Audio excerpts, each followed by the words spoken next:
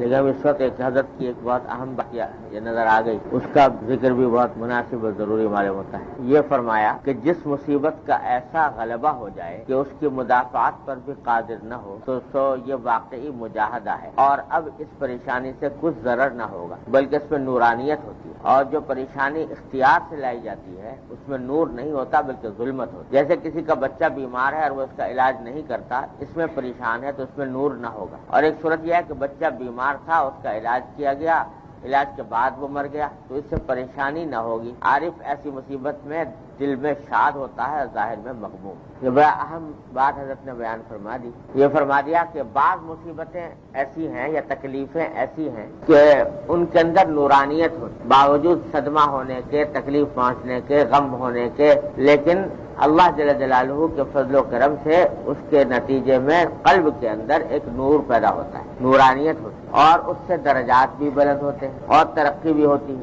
اور بعض مصائب ایسے ہوتے ہیں کہ اس میں نورانیت نہیں ہوتی، ظلمت ہوتی ہے، اس ظلمت کے نتیجے میں کوئی روحانی فائدہ حاصل نہیں ہوتا بلکہ آدمی اور پیچھے چلا جاتا ہے۔ تو دونوں میں فرق کیا ہے؟ کب مصیبت کے نتیجے میں نورانیت پیدا ہوگی اور کب نہیں ہوگی، اس کا ایک اصول حضرت نے یہاں پر بیان فرمایا۔ وہ یہ ہے کہ جو مصیبت یا تکلیف اپنے کسی اختیار کے بغیر آ گئی اور اس کے مدافعات پر بھی انسان قادر نہیں، تو اس میں تو ہے، اگر جب اس پر صبر کرے گا، اس پر اللہ تعالیٰ کی فیصلے پر راضی رہے گا، راضی بالقضا ہوگا، تو نورانیت اور اس سے درجات میں ترقی ہو، ثواب بھی ملے گا، دنیا کے درجات میں ترقی بھی ہوگی، سمجھے نا۔ اور ایک مصیبت وہ ہے کہ جو آدمی اپنے اختیار سے لے کے آیا خود ہی، اس کو دفع کرنا اختیار میں تھا لیکن کیا نہیں دفع، بیٹھا رہا، ہاتھ پہ ہاتھ رکھ، مدافعت نہیں۔ تو یہ جو مصیبت آئی اس میں فرمایا کہ اس میں نورانیت نہیں ہے، اس میں ظلمت۔ مثال حضرت نے یہ دی کہ ایک شخص کا بچہ بیمار ہو گیا، اب علاج کرنا اختیار میں ہے، بچے کا علاج کرنا اختیار میں ہے، ڈاکٹر کے پاس جائے اور جا کر اس سے حال بتائے، جو وہ دوا کہے وہ کرے،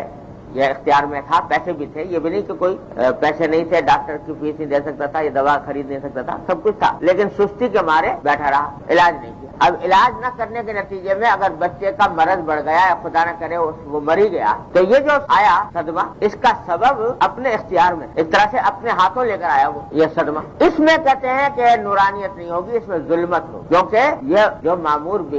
ہے، یہ بھی ایک معمول بھی ہے کہ اسباب کو اختیار کرو، مشروع اسباب کو، جائز اسباب کو اختیار کرو، یہ بھی اللہ تبارک و تعالیٰ کو پسند ہے یہ بات کہ بندہ جو ہے وہ اسباب کو اختیار، یا دنیا عالم میں اسباب بنائی اللہ تعالیٰ، تو اس واسطے اسباب کو بالکل ترک کرنا یہ کوئی بزرگی کی بات نہیں، اسباب کو اختیار کرنا اور پھر اللہ پر بھروسہ کرنا، یہ ہے بزرگی کی بات۔ تو اس واسطے یہ جو اس نے علاج نہیں کیا، ہاتھ پہ ہاتھ رکھ کے بیٹھا رہا، تو یہ کیا ہوا؟ یہ اللہ میاں کو پسند نہ آئی، یہ بات اللہ تبارک و تعالیٰ کو پسند نہ آئی، کیونکہ پسند نہ آئی لہٰذا اس مصیبت کے اوپر یا اس تکلیف کے اوپر جو نورانیت حاصل ہوتی، جو درجات میں ترقی ہوتی، وہ نہیں ہوگی، ظلمت ہوگی، کیونکہ اپنے اختیار سے لے کے آیا۔ یہ بڑا اہم اصول ہے۔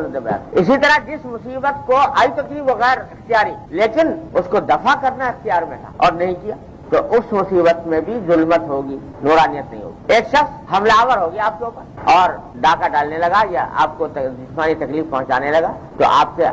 اختیار میں اتنا ہے کہ اس کو مدافعت کریں، جو کچھ بھی اپنے پاس اسباب ہیں اس کو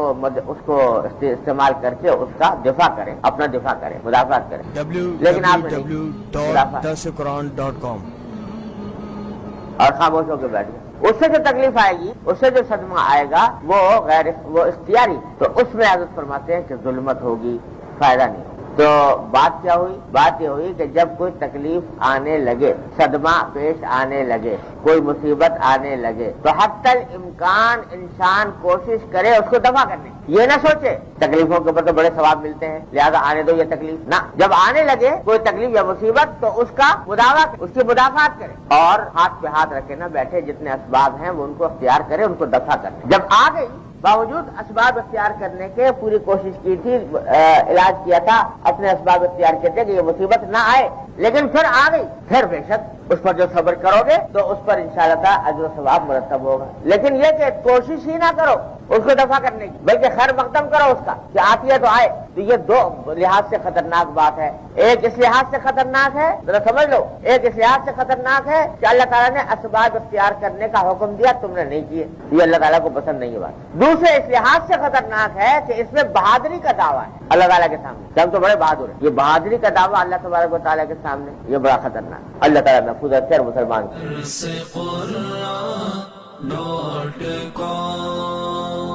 www.darsequran.com